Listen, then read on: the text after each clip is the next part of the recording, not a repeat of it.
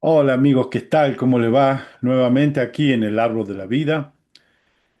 Esta semana es la 121 al 123 de Doctrina y Convenios.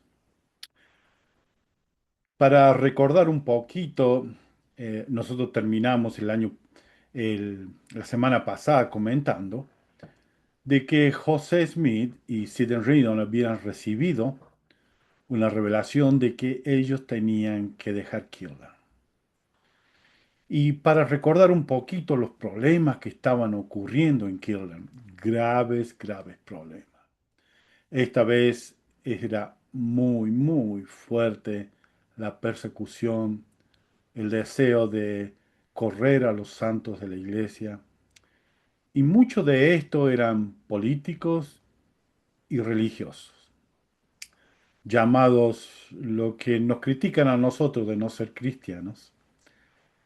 Estos mismos que se hacen llamar cristianos, pastores de las religiones metodista, bautista y otras religiones,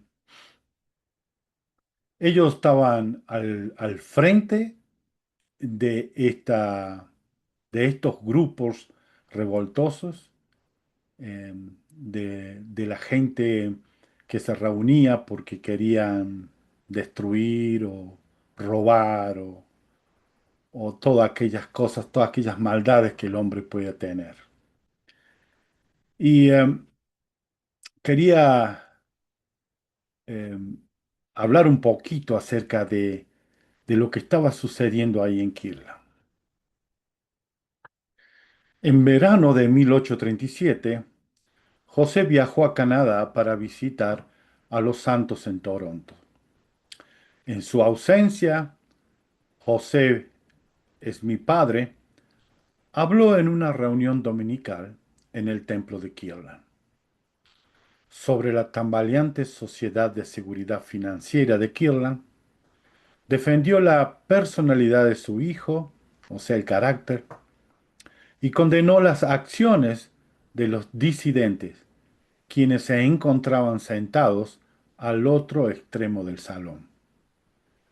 Mientras el patriarca se dirigía a los santos, Warren Paris, era uno de estos disidentes que habían dejado la iglesia, se paró y exigió hablar. José padre le pidió que no interrumpiera, pero Warren cruzó a través del salón y subió a la fuerza al estrado. Agarró a José, es mi padre, que estaba viejito y enfermo, y lo intentó quitar del púlpito. El patriarca clamó por Oliver Cowdery, quien servía como el juez de paz de la localidad. Pero Oliver no hizo nada para ayudar a su viejo amigo. Al ver a su padre en peligro, William Smith se paró, puso sus manos alrededor de Warren y lo arrastró fuera del estrado. John Boynton se adelantó.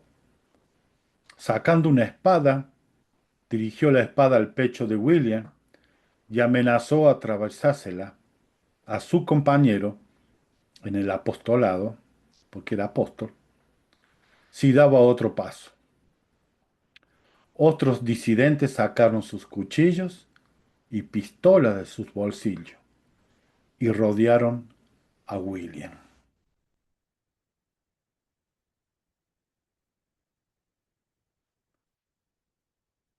Esto es lo que estaba ocurriendo con gran tristeza en el templo de Kirtland. Apóstoles, tal vez algunos setentas. eh, qué ironía.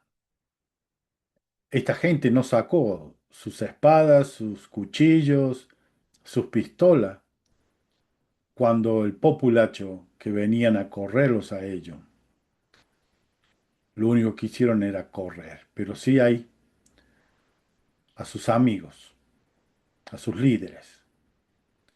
Ahí sí tenían coraje. Por supuesto, como cualquier otro hijo, a ver a su padre enfermo, viejito, pidiendo ayuda a Oliver Cowdery, que era el juez de paz, que pudiera hacer algo. Oliver Cowdery ignoró el pedido, siendo que eran grandes amigos, comieron juntos en su propia mesa, durmió en la casa de José mi padre. Fue alimentado por la esposa y por el papá de José Smith por mucho tiempo. Y, y fue allí en ese templo, donde unos meses antes había habido acontecimientos milagrosos, que muchos llamaban que era como el tiempo de Pentecostés. Hasta algunos pensaban que ya estaban viviendo el milenio, a ver tantos ángeles, tantas cosas gloriosas, fascinantes, hermosas, el amor, la paz que había. Pronto todo eso se desvaneció cuando le faltó unos pesos en el bolsillo, cuando vieron que sus recursos económicos desaparecían en la sociedad financiera. Muchos se olvidaron del amor de nuestro Padre Celestial, las visiones de los ángeles. ¿Y qué hicieron? Siguieron los susurros del destructor de nuestras almas, el que busca destruirnos. Se dejaron influenciar por él porque él anda desparramando mentiras y falsedades para que las personas se vuelvan violentas y de esa forma apartarlo del camino de la verdad. Esto estaba sucediendo por tristeza, en ese lugar donde hubo grandes, grandes maravillas, donde Jesucristo mismo bajó y se postó y apoyó sus pies allí adentro del templo, haciéndolo su casa santísima. Es una gran tristeza que estas cosas pudieran pasar. No solamente hubo esos problemas, sino hubo otros también. Cuando José Smith volvió de Toronto, Canadá, se enteró de todos estos problemas que estaban sucediendo. Unas semanas después, cuando José regresó a Kirtland y se enteró de lo que había sucedido, convocó una conferencia de emergencia de los santos y pidió un voto de sostenimiento para cada líder de la iglesia.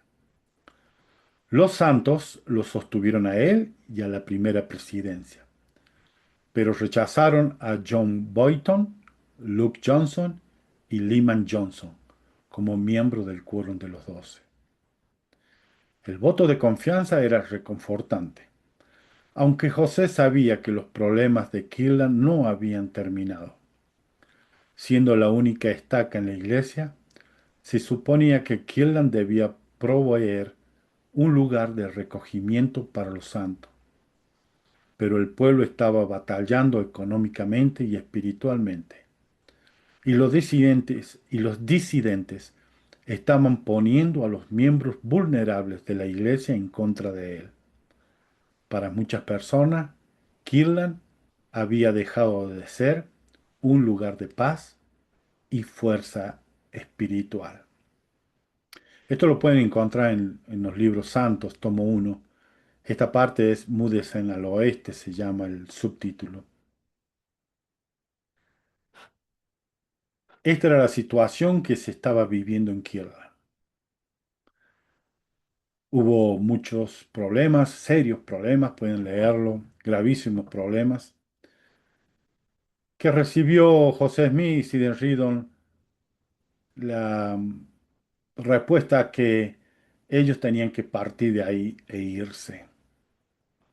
Y así fue, se fueron para Far West, más tarde cayeron después su familia. Llegó a Far West, los recibieron con gozo, con amor, con paz, hubo festejos, pudo sentir el amor de los miembros, pudo sentir el gran aprecio que había por ellos, por haber llegado. pero no duró muy poco todas estas hermosas manifestaciones de amor, de paz, de tranquilidad. Los disidentes que se habían alejado de la iglesia comenzaron a desparramar falsas ideas. Thomas Marsh, que se había mantenido con Orson Hyde, se habían mantenido lejos de los problemas y dificultades. Thomas Marsh empezó a tener un sentimiento de rencor hacia el profeta porque había mandado unos misioneros a Inglaterra sin pedirle supuestamente permiso a él, como estaba a cargo él era el presidente del Quórum de Eldres, perdón, el presidente del Quórum de los 12 Apóstoles.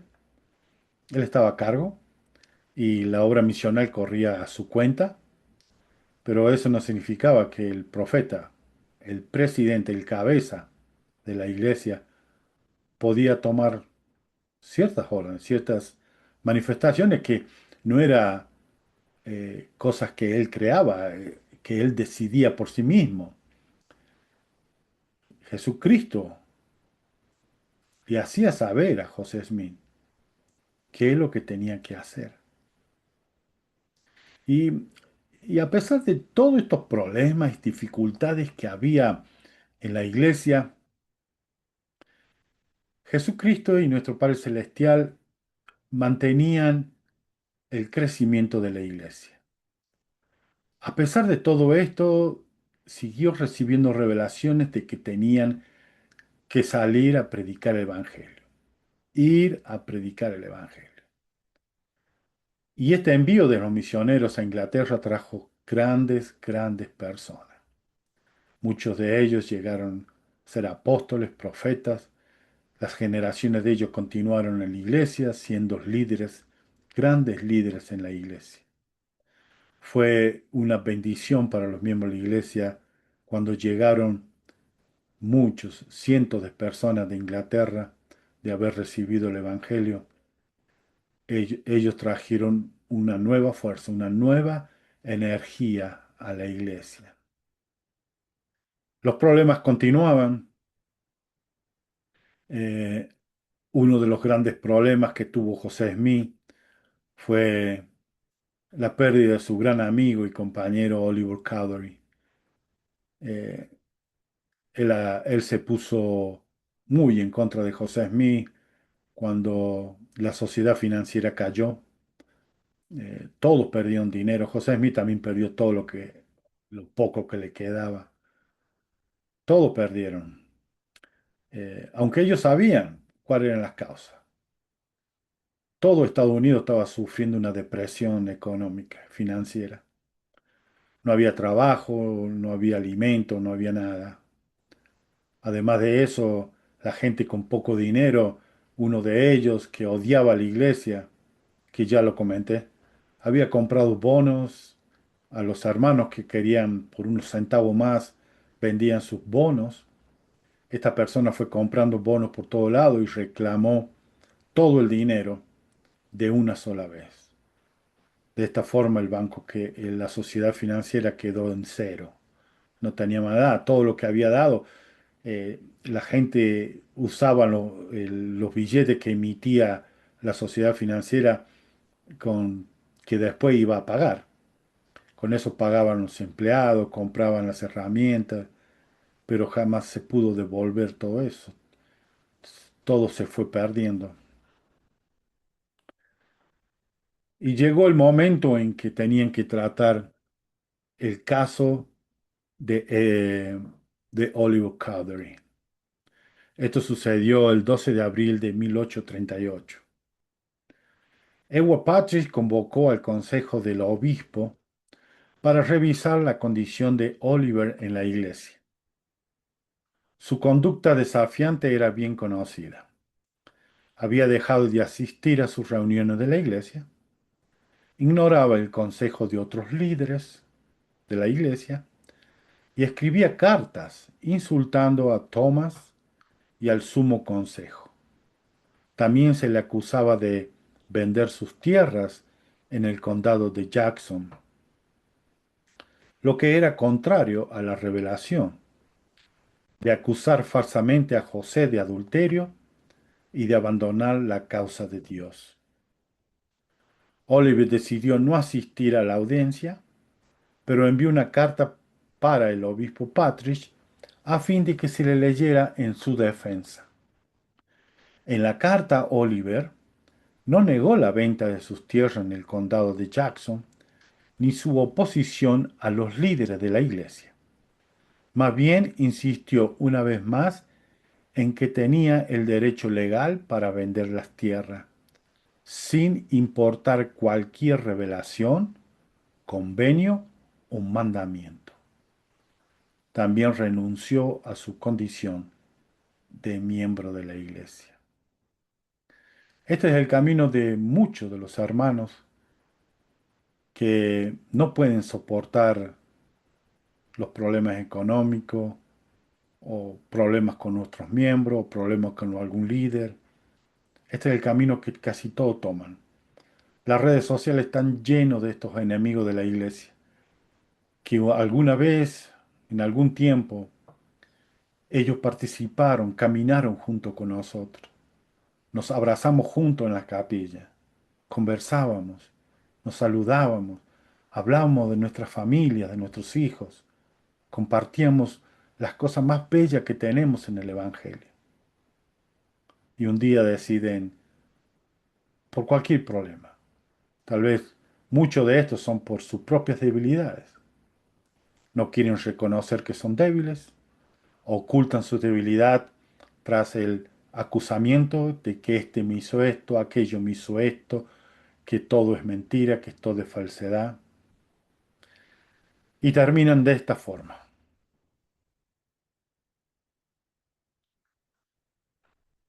Muchos de nuestros queridos hermanos que alguna vez estuvieron con nosotros comiendo en las actividades, en la misma mesa, participaron con nosotros de bailes, de fiestas, de actividades, donde gozamos, reímos juntos, nos divertíamos mucho, siguieron este camino y se convierten en enemigos de Dios, atacando a todos aquellos que fuimos sus amigos, que compartimos con ellos. Hasta le dimos cosas, participamos en los mismos alimentos, le ayudamos, visitamos cuando estaban enfermos, necesitados. Nos dan las espaldas y empiezan a atacarnos. Y no se dan cuenta que ellos mismos están siendo destruidos por sus propias acusaciones. Esto fue un caso terrible. Oliver Cowdery fue excomulgado. Hubo otras causas más todavía, pueden leerlo. Está en la historia de la iglesia. Al poco tiempo nomás ya fue excomulgado en el año 1838. Eh, Después de pasar décadas, tal vez una década, bien no recuerdo, pero creo que sí, fue 10 años que pasó. Él pide reintegrarse nuevamente y es bautizado nuevamente. Así estaban viviéndose los problemas, muchos de los amigos de José Smith se fueron alejando y hubo muchas persecuciones, muchos problemas, robos, los corrían a los santos de sus casas y José Smith con otros líderes pedían ayuda al gobernador. Y vamos a leer lo que estaba sucediendo en ese tiempo. José podía ver que la situación se estaba saliendo de control. Con rapidez recibía informe de que sus enemigos se estaban reuniendo en todas las direcciones. Cuando los populachos los habían atacado en los condados de Jackson y Clay, los santos habían tratado de soportarlo con mansedumbre, manteniéndose alejados de los conflictos y confiando en los abogados y jueces para que les restauraran sus derechos. Pero, ¿a dónde los había llevado eso? Se preguntaba José Smith. Él estaba cansado del maltrato y deseaba tomar una postura más arriesgada en contra de sus enemigos. habían acabado las opciones para los santos. José Smith dijo, hemos intentado lo suficiente, exclamó.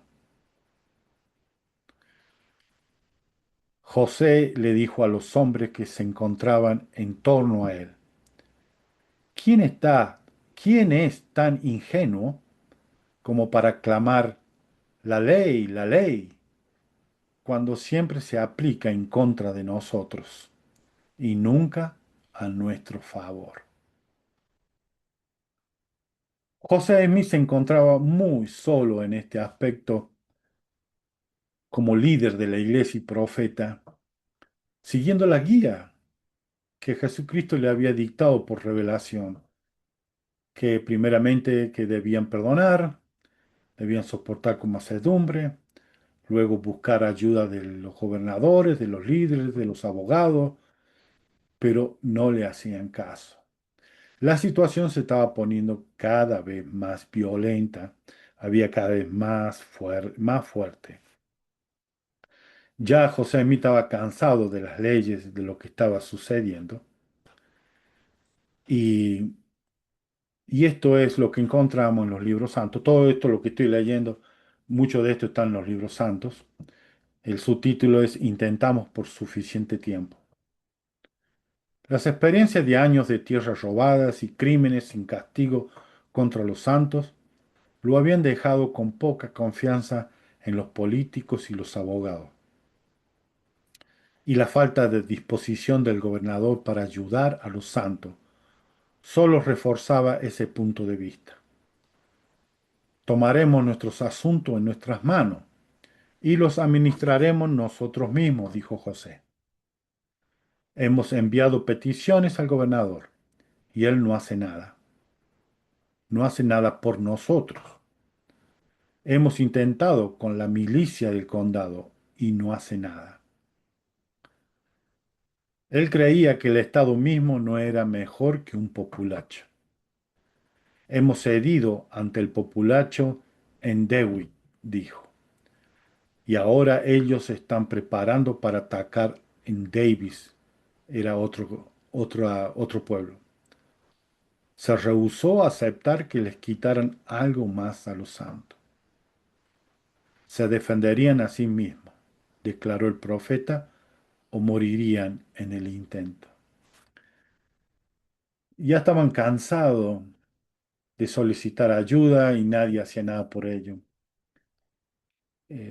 Lo único que hacían era proteger su posición como gobernadores, como políticos. Otros aprovechaban la oportunidad para robar tierras y robar las pocas cosas que los santos tenían en ese tiempo. Ya no había en nadie en quien confiar. Ya se habían gastado todos los esfuerzos para que la ley los protegiera. Ellos lo único que querían era vivir su propia vida, sus propias costumbres, su propia religión, en un país en que ellos tenían la constitución que le daba la libertad religiosa, era la libertad religiosa que estaba siendo destruida, pisoteada por aquellos mismos que votaron a favor de esta constitución. Cuando se trata de dinero, de poder, se olvidan de las leyes y se olvidan que ellos votaron por la libertad religiosa. Y así sucede actualmente también. La iglesia sigue luchando, sigue buscando la forma en que se proteja esta ley, para que todos, no solamente para los miembros de la iglesia de Jesucristo, de los santos de los últimos días, sino para todas las iglesias. La iglesia, el profeta y los apóstoles y todos los líderes están luchando para que se proteja la libertad religiosa para todo creyente, no importa qué religión o qué es lo que ellos quieren adorar. Ellos respetan la libre creencia. Cualquiera puede adorar lo que quiera adorar y se lo deje hacerlo con libertad y paz. Eso es lo que más querían. Eh, en Gallatín, una ciudad, hubo una votación en que muchos miembros de la iglesia fueron a votar. Había uno que se postulaba, quiso buscar apoyo de los miembros de la iglesia y los miembros de la iglesia escucharon qué es lo que él ofrecía y escucharon a otros candidatos que ofrecía. Y muchos de los miembros de la iglesia favorecían a otros candidatos. Entonces esta persona empezó a tener malos sentimientos con los miembros de la iglesia. Y allí en Gallatín los miembros fueron a votar, hubo una pelea entre ellos, eh, discusiones y peleas y a golpes, quedaron algunos malos heridos, pero utilizaron esa, esa disputa, esa pelea que hubo ahí, empezaron a correr mentiras de que los miembros de la iglesia habían atacado a la gente del pueblo en Gallatín y que habían muerto algunos, cuando no era verdad. Pero eso fue que empezaron a correr esa historia de que habían matado a algunas personas. Y voy a leerle algo que tengo aquí.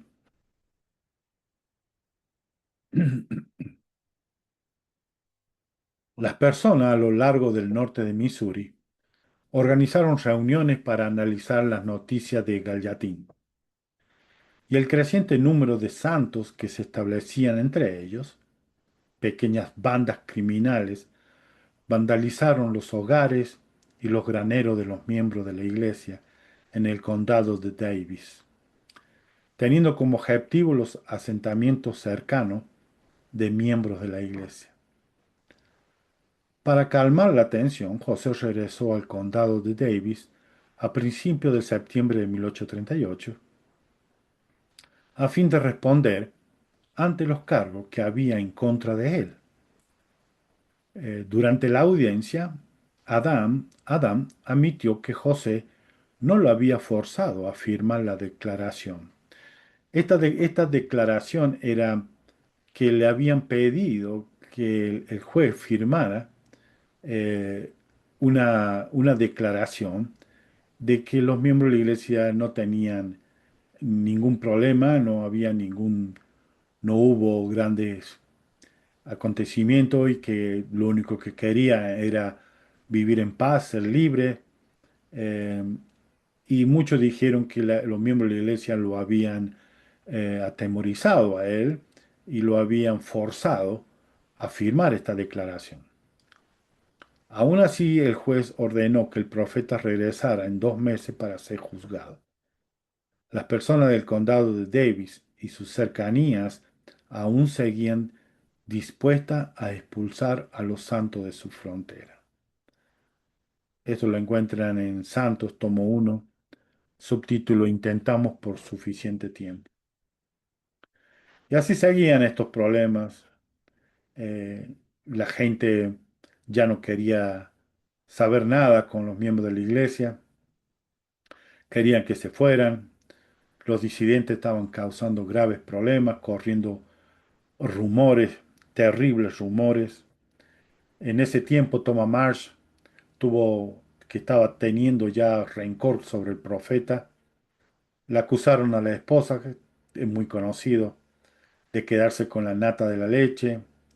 Todo esto trajo en Thomas Marsh más resentimiento, más odio hacia el profeta y hacia los líderes. Decidió alejarse de la iglesia. También Orson Hyde, que no estaba de acuerdo con muchas decisiones de José Smith, que no quería que José Smith se metiera en cosas de política, ni tampoco tuviera nada que ver con las relaciones económicas de la iglesia, quería que solamente se dedicara a profetizar o traer revelaciones y decir discursos, pero eh, Jesucristo lo mandaba a José Smith a hacer estas cosas. Orson Welles también se alejó de la iglesia, estos grandes hombres. Eh, Fueron grandes amigos de José Smith. causó mucho dolor a José Smith. Eso se lo conoce como la traición de Thomas Marsh y Orson Hyde. Como alguien que había vivido muchos años en Independence, Boggs había apoyado la expulsión de los santos del condado de Jackson y no tenía ningún deseo de proteger sus derechos. Sin embargo, hasta el momento se había mantenido neutral, aun cuando ambas partes rogaban por su ayuda. A medida que se esparcieron los informes de las agresiones de los mormones, los ciudadanos del estado le escribieron solicitando su acción inmediata en contra de los santos. Entre las cartas y declaraciones que cruzaron el escritorio del gobernador, se encontraba una declaración jurada de un apóstol de la iglesia, Thomas Marsh, quien afirmaba que José tenía la intención de invadir el estado, la nación y finalmente el mundo.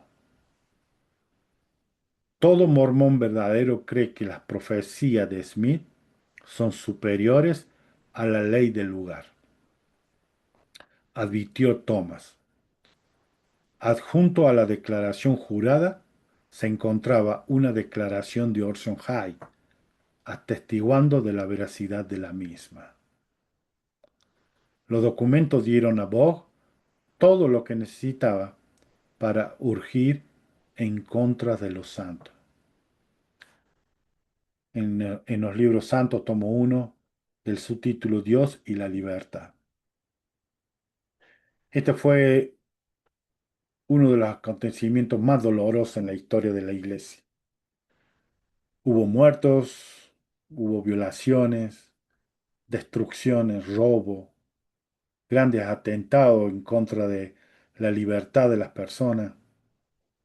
Fueron destruidas las casas, campos, animales. Mataban los animales para burlarse y reírse de los miembros de la iglesia, dejándoles sin comida, sin alimento, sin ropa. El invierno se estaba acercando. De ahí vinieron los acontecimientos en que el gobernador manda que, que se investigue esto y declara eh, la exterminación de los mormones. Se reúnen los generales, había un general Duffin, eh, él era amigo de los miembros de la iglesia, eh, no sé si era amigo, pero sí no pensaba mal de los miembros de la iglesia. También estaba un general eh, llamado Clark, que él fue el que quedó a cargo para que los miembros de la iglesia dejaran Missouri. Y también hubo otros generales también que, que fueron ahí. En realidad ellos eran más políticos que militares. Y en ese tiempo estaba George Hinckley, no Hinckley, a cargo de la milicia que pertenecía a la iglesia. Ellos eran los que cuidaban y protegían y se habían reunido, habían formado un grupo, se los llamaba The Knight, eh, y ellos se encargaban de cuidar y proteger allí. José Milo mandó a George Hinckley para que hablara y buscara la paz, la reconciliación con ellos, que lo único que ellos querían vivir en paz. Pero George buscó la protección y la libertad para sí mismo, que también esta historia se la conoce como la traición de George Hinckley. Y voy a leer un pedacito, ustedes por supuesto pueden leer y buscar más. El general dijo que él y las tropas estaban dispuestos a mostrar algo de clemencia si los santos entregaban a sus líderes. Entregaban las armas y asentaban vender sus tierras y abandonar el estado para siempre. Dio a George un plazo de 1 hora para aceptar los términos, de lo contrario, nada detendría a sus tropas y aniquilarían a los santos. José deseaba hacer todo lo que pudiera para resolver el conflicto. Él y George Hinckley salieron de Far West poco antes de la puesta de sol, con Sidney Rigdon, Perle Pratt, Lyman Wade, George Robinson. A medio camino, conforme se dirigían al campamento de Missouri, vieron que el general Lucas cabalgaba a su encuentro con varios soldados y un cañón. José supuso que venían para escoltarlos, a salvo, hasta el campamento. El general detuvo el caballo delante de los hombres y ordenó a sus tropas que los rodearan. George Hinckley caminó hasta el general y dijo: Estos son los prisioneros que acordé entregar. José estaba atónito. ¿Qué había hecho George? No podía entender lo que estaba sucediendo. José, George Hinckley había entregado a José y a algunos líderes de la iglesia a mano de estos. Esto fue una traición enorme, grande para José, y los líderes no podían entender qué sucedió.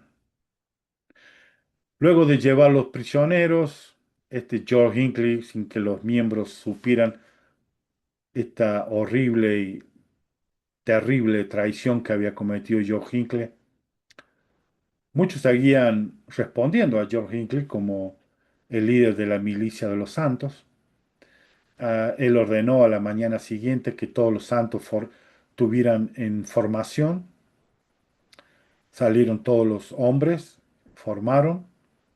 Luego vieron que el general Lucas con otros se acercaron, pusieron un escritorio o una mesa ahí donde el general Lucas se sentó en una silla y dio la orden de que fueran pasando uno por uno. A medida que los hermanos iban pasando, él iba pidiendo su nombre y que dejaran sus armas.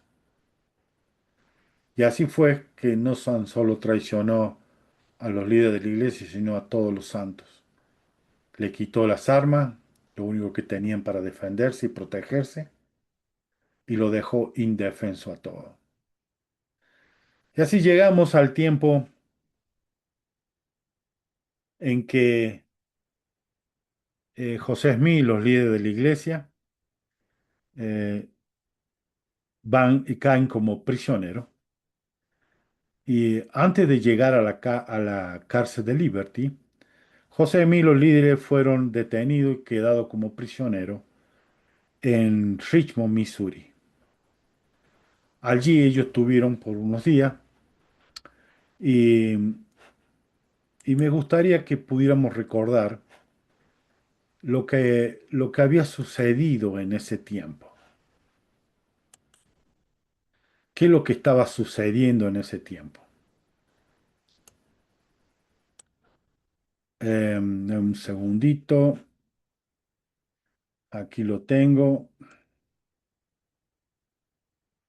Voy a compartirlo con ustedes. Lo que sucedió en esa cárcel.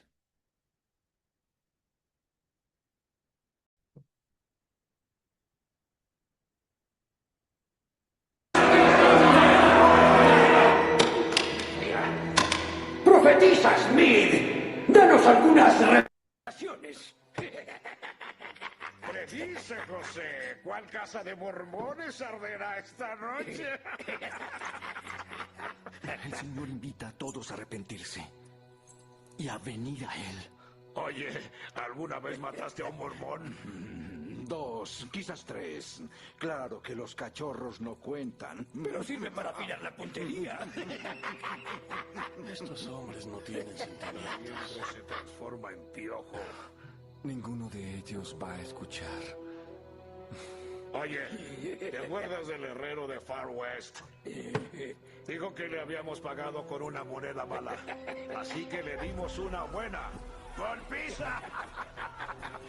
¡Casi lo matamos al infeliz! Tenías que verle la cara cuando la casa empezó a incendiársele. Claro, porque sus mormoncitos estaban adentro. Chillaban como marranos. Su mujercita, ella sí que se resistió. ¡Silencio! ¡Silencio! ¡Silencio, cobardes desalmados! En el nombre de Jesucristo, les reprendo y les mando que se callen. No soportaré ya más tal manera de hablar. Dejen de hacerlo, o alguien morirá al instante.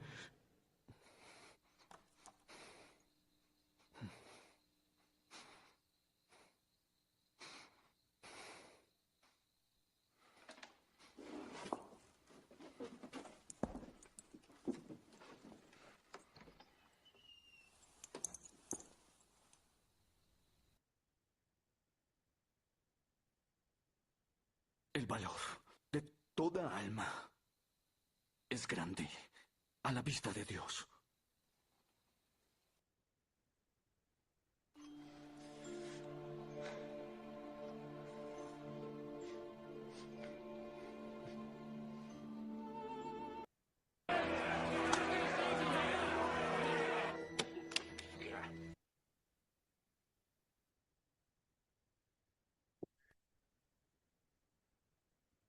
Esto de acuerdo a los Pelly Pratt especialmente, él escribió y habló referente a esto. También cuentan de que algunos de los guardias se arrodillaron y pidieron perdón a José Smith. Eh, Muchos se escondieron y mantuvieron oculto hasta que llegó la guardia siguiente. Pele Prat dijo, José se levantó y se quedó erguido en terrible majestad, encadenado y sin ninguna arma, calmado, digno como un ángel. Miró a los asustados y cobardes guardias. Sus armas estaban caídas o tiradas al suelo. Sus rodillas estaban temblando y se achicaron en las esquinas y rogaban por perdón y se mantuvieron callados hasta que hubo el cambio de guardia. Yo he visto a ministros de justicia vestidos con ropas majestuosas y criminales procesados ante ellos, mientras sus vidas estaban suspendidas en un suspiro en las cortes de Inglaterra. Yo he sido testigo en el Congreso solemne donde se daban leyes a las naciones. He tratado de imaginarme a reyes en sus cortes reales, tronos y coronas y emperadores reunidos para decidir los destinos de sus reinos. Pero dignidad y majestad solo he visto una sola vez, parado, encadenado, a la medianoche, en la prisión, en una oscura villa de Missouri. Y esto es lo que estaba sucediendo. Aún así, a pesar de todo eso, José Smith, él seguía diciendo, el valor de las almas para Dios es grandísimo. Todos somos hijos e hijas de Dios. Después de allí lo llevaron a la cárcel de Liberty, donde nosotros conocemos. Fue el 1 de diciembre de 1838. Fue José Smith, Hiram Sidney, Lyman Wade, Alexander Mackay y Caleb Baldwin. Ellos fueron ahí, estuvieron ahí.